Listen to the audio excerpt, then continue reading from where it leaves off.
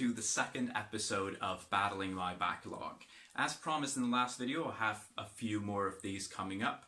This one about Doom from 2016, and later on this week, Devil May Cry by Ninja Theory, incorrectly referenced as the one by Team Ninja in the last video. Team Ninja being the ones behind Ninja Gaiden, if I'm not mistaken. If so, you'll probably see a big screen of a correction flashing up right about now. If not, I was right. So, moving on, Doom 2016. I wanted to play it since since it was really announced, to be honest. I've been playing Doom literally since the first one, which basically means I played violent video games much earlier than I should have. And I've played them, every installment since then. So this one coming out, it was inevitable that I was going to play it. But what really pushed me over the edge of really wanting to play it was Mick Gordon's soundtrack. So I saw the making of video, so I'm, genting it out, playing a 9-string guitar. It was beefy as all hell, and I've actually listened to that soundtrack quite a bit. And during time periods where I actually go to the gym, it's great gym music. And in between, it's just great to listen to while you slaughter the demons of hell while playing Doom. So 3 years late, but I finally played it, and I actually delayed making this video until completing every single mission challenge, collecting all of the collectibles, doing all of the weapon masteries, all that stuff. So obviously I enjoyed it a fair bit because I wouldn't have done all of that if I hadn't. However, I do want to not just say, oh, it's great, it's perfect. It does have some shortcomings, but they're very minor. I felt like the pacing was really fast throughout the game, which was great, but then there were like these short moments where it just felt off-putting how much it slowed down. And really there's one moment that comes to mind, so minor spoiler, but when you meet that robot and you talk to it, it didn't go on for very long, but it felt like fucking forever because the game is so fast and in your face, and usually any conversation is just sort of happening in the background while you run around shooting guys to bloody pieces.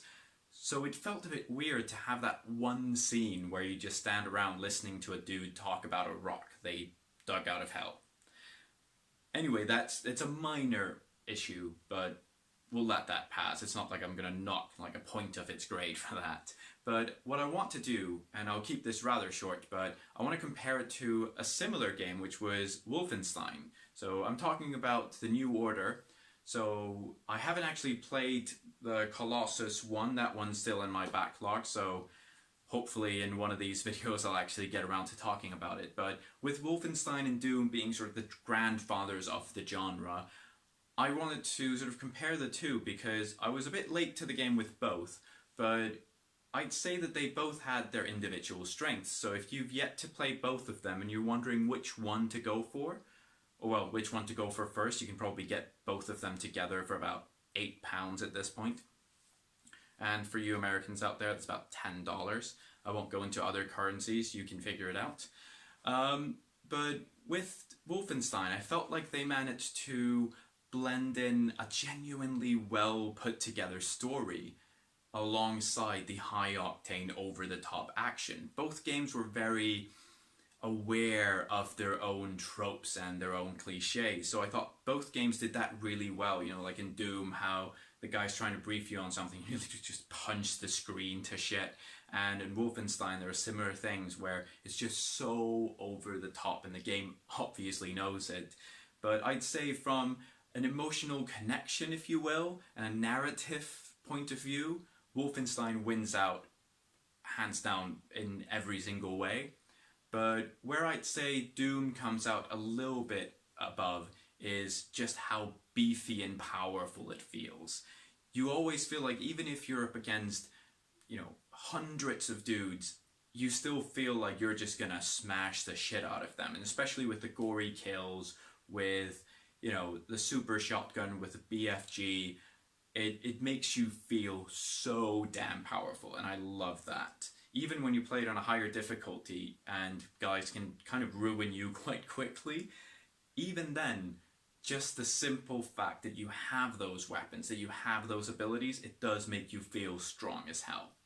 But on the other side, Wolfenstein actually did the opposite quite well, where if you played it on a higher difficulty, you did feel a bit outnumbered and like you had to not necessarily stealth your way through it, but be a bit more thoughtful in terms of how you approached certain situations. So I think both games have a lot of merit, but anyway, if it's a question of is it worth your time playing it, 110% yes. Even if it's just for a single playthrough, even if it isn't to get every single collectible, it is definitely worth playing. Great soundtrack by Mick Gordon, fantastic weapons, awesome feel to it.